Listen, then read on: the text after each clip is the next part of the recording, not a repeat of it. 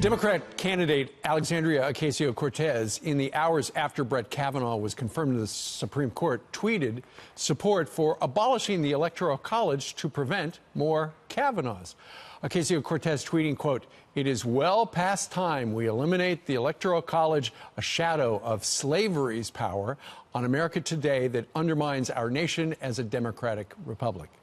So why does the Electoral College matter? Join us right now, Dinesh D'Souza, conservative filmmaker and author of Death of a Nation, also a major motion picture available for pre-ordering right now. Dinesh, good morning to you. Good morning. When you read her tweet, what did you think she was talking about?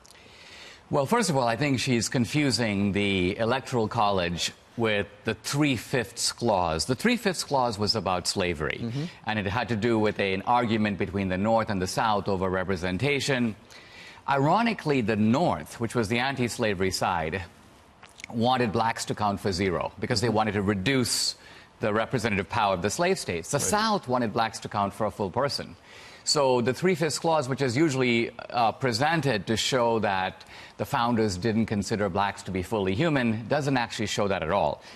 Now, the Electoral College is a different matter. The Electoral College emerges out of this contest between the large states and the small states. Not an antiquated issue. We have that now. We have large states, we have small states.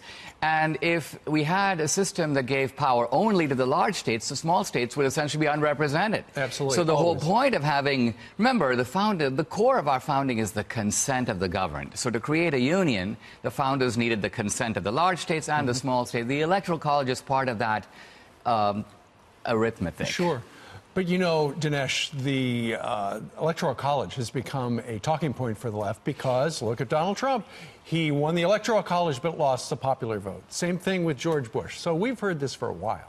We've heard it for a while, and I think, you know, in this case, I'm not saying we shouldn't have a debate about this. The problem is that someone once said, you know, don't take a fence down if you don't know why it was put up in the first place. The founders had they had a philosophical statesmanship that tried to have powerful ideas but implemented in the real world.